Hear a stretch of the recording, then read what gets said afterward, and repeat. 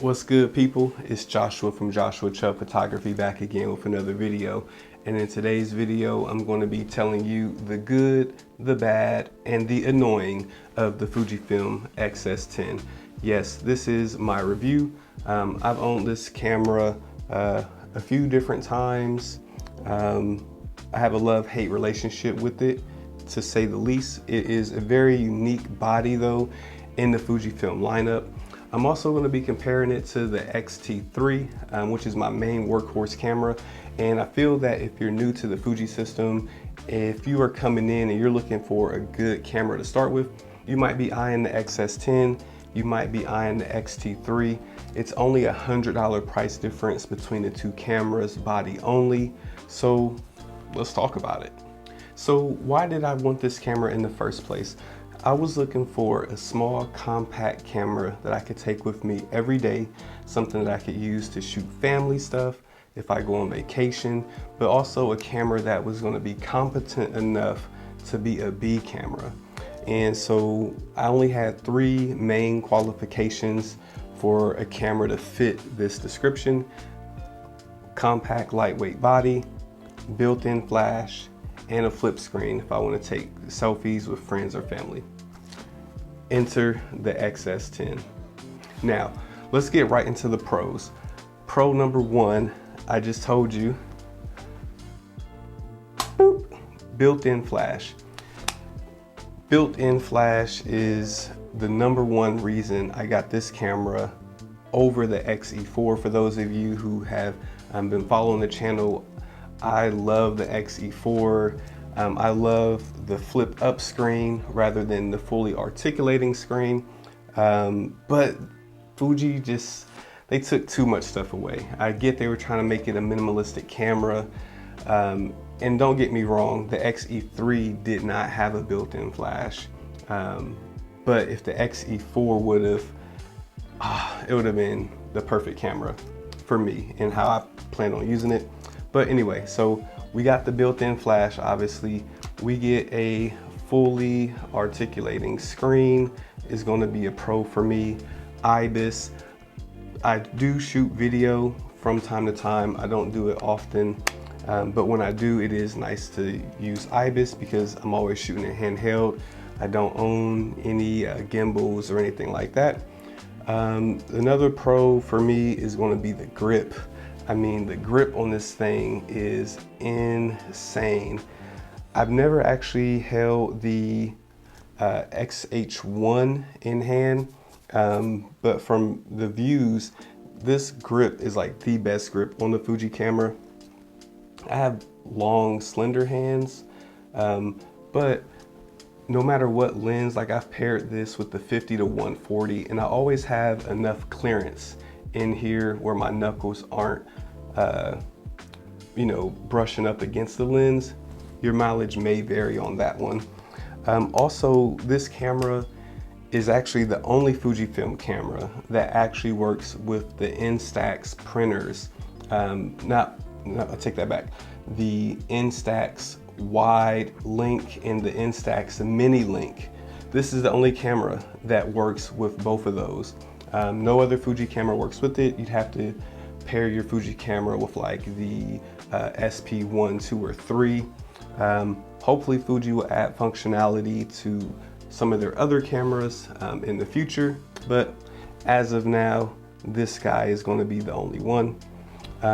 Another kind of thing that I like that the X-T3 does not do, and I'm thinking this is just because it's a newer camera, but I like that you can actually go in the menu, and I'll show it up on the screen here. But if you dive into the menu here, you can actually adjust in the Q menu. You can actually adjust your Kelvin temperature by rotating the dial. You do not get this functionality on the X-T3. If you have it set to Kelvin, when you go to select it, it kind of takes you out of the shooting mode and you get to select it. So it's definitely more intuitive on the XS10. Definitely am loving that. And then also, this is going to be a love-hate depending on who you are, but the mode dial. So part of the whole XS10's design, this dial here that is normally used for shutter speed is blank, though it does automatically come programmed as such. And then your dial right here is actually shipped from the factory as film simulation mode. So when you cycle it, it'll obviously change to film simulations. I do have that dial set to ISO, but you do also get an ISO button here on top. So I use ISO here and I can rotate this dial, or I'll just rotate the dial here and I can still use the ISO. But you get custom mode. So you do get 4 C1 through C4. So you get 4 custom modes. And the thing that I like about this camera is so unique because it doesn't operate like any other Fuji camera. So when you go into C1, so for example, on the X-T3, if I were to go into C1, there's only certain programs that I can, or certain items that I can set. Like I can obviously set my film simulation, I can set my shadow tone, my highlight tone. But when you go into C1, for example, on the XS10, you actually can control, well, if I go into C1, I can have it go into manual mode, set my film simulation, I can have the drive mode a certain way, and then when I go into C2, it could automatically go into aperture priority with a different drive speed. So the customization that you get with the 4 custom modes is just, it completely transforms the camera and how you can use it. So you could literally walk into any situation, boom, C1, I could say, let's say C1 is my sports mode, I go to C1, like it lets me customize the shutter type. So I could say C1's my sports mode, so I got it set for continuous autofocus, I have it set for manual mode, silent shutter, or electronic shutter. There's certain parameters that you can just set automatically in the mode, and then I can go C2, maybe that's family mode, so maybe it just goes aperture priority with a low burst mode, and that way I can catch my son running around. Up, I could go C3, maybe that's for vintage mode, like if I got some manual lenses that I want to put on, just giving you examples because I don't have any manual focus lenses. But I could say when I go to C3, it automatically goes into manual focus, and it's in full manual operation. Then I could say maybe C4 is for street photography, so it's in zone focus and it's in shutter priority. So it completely transforms the way that you use the camera. And so that I do like, and it's nice to be able to just switch. Even if you're only using it for recipes, it's still nice to just be able to switch that easy. And don't get me wrong, on the X-T3, it's still pretty simple. I literally just have a button that's custom function to hit it, and then I can go into whatever mode I want to go into. But that is going to take me into the list of the cons. So let's get into those. All right, so con number 1, and again, I know why Fuji had to do it, but obviously there is no focus selector switch. And so that goes hand in hand, because if you're in C1 through 4, you could have each one be in a different focus mode. So I know why they had to do it, and I get it. But still, it kind of sucks that it's not there. Now, I do have a workaround. I have the swipe function activated on the camera. So I could simply swipe over, and then it'll let me select which focus mode I want to go into. And notice I didn't include this as a pro. Personally, I only do this because obviously it doesn't have a D-pad. I don't have that listed as a con either. But you know, it is what it is. It's not really a pro, but I'm glad that it's there. So I'm going to make it work. You only get 4 custom functions instead of 7 like you do on all of the other Fuji cameras. Now, could they have given us 1 through 4 here and then maybe given us 3 extra ones in the menu? Maybe, maybe not. Personally, they could have gotten rid of, just for me, they could have gotten rid of the program, the auto, the SP, and the filter, and given us more custom functions. But this camera is kind of aimed at, you know, beginners and enthusiasts. So people who are used to shooting in, you know, full auto. And not that there's nothing wrong with shooting in full auto, but if you grow, you know, into photography, you're probably going to go into shutter or aperture or even full manual when you're doing your shooting. So yeah, also I kind of already hit on it before. The dials are unmarked, and again, I do get why they did it, but it is what it is. But that kind of brings me into a weird thing, right? So this dial here is going to be our shutter speed, and let's see if I can get close enough. So if I rotate, well, you probably can't see the shutter speed moving at the bottom, but basically as soon as I rotate this dial, the shutter speed starts moving. So actually I'm in C3, so it's actually not moving at all. I suck at my job. Shout out to camera conspiracies. All right, so let's try this again. Let's see here at the very bottom. So if I'm not doing anything, as soon as I rotate the dial, the shutter speed moves. You can see it's obviously getting lighter and darker. On the opposite dial, I have this set to, I have this dial right here is set to ISO. But when I move this dial, the ISO value does not immediately change. So when I rotate the dial, it actually pops up what ISO value I'm currently at, and then it proceeds to move, which unlike obviously the X-T3, you can already, it has a marked ISO dial. So you can already see what ISO you're at before you begin to turn it. But I just kind of wish that, because I can obviously see the ISO on the screen, I just wish that when I turn it, that it starts to move it immediately instead of displaying what value I'm at and then turning. So that one's more of an annoyance than a con, but hey, we're still going to talk about it.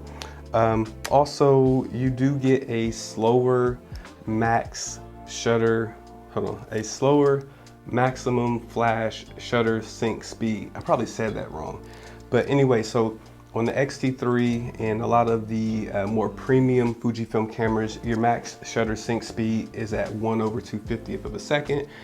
So basically, for those of you who don't know, if you're shooting with flash, you know, off-camera flash, you can go up to 1/250 before you enter high-speed sync.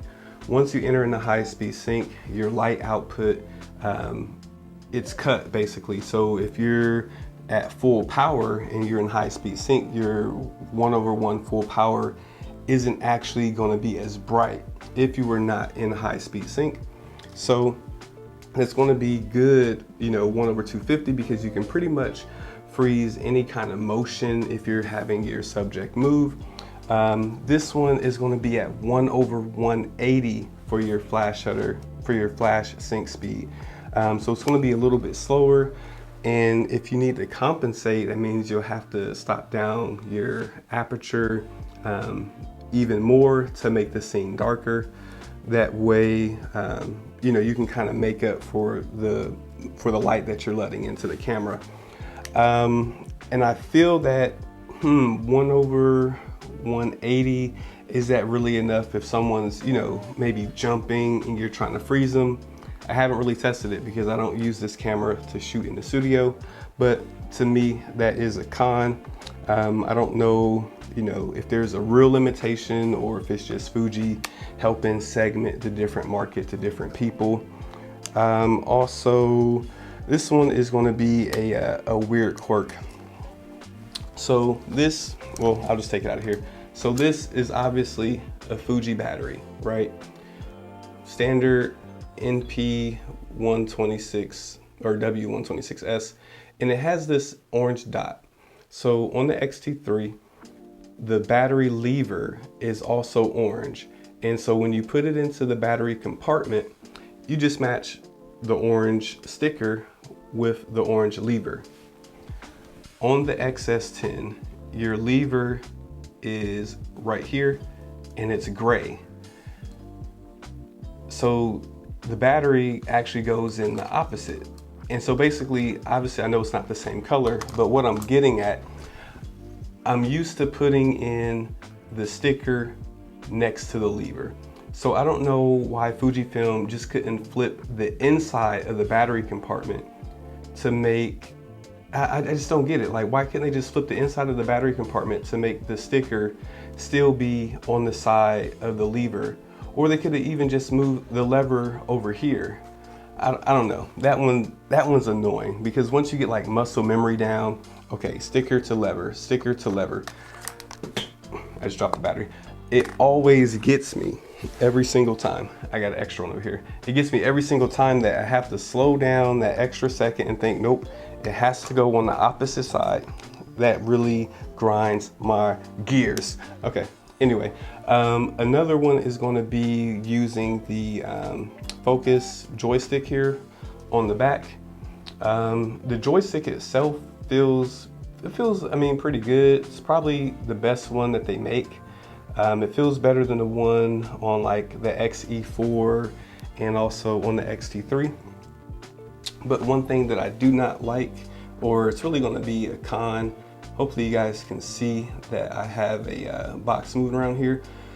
On the X-T3, when you hit, so if you're moving the focus point around, if you press in the center, it'll actually center the focus point. It does not do that on the XS10.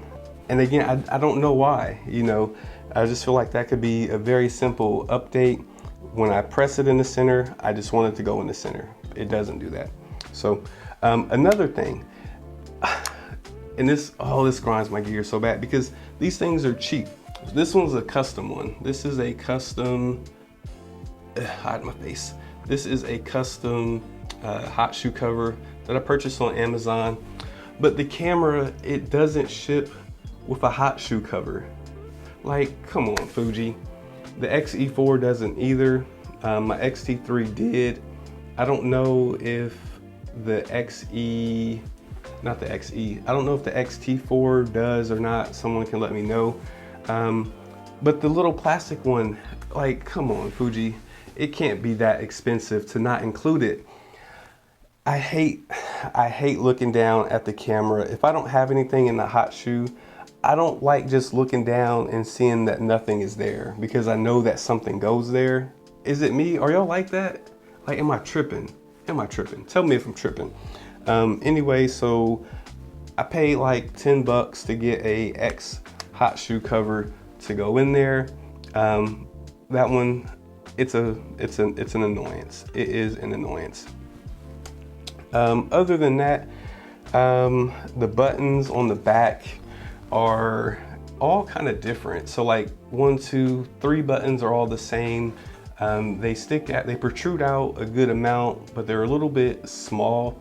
My fingers are slender, so I hit them okay. But then the AF button, the AF on button feels the best because it's a little bit wider and it still protrudes out. But then your buttons here on the back are like super flush to the body.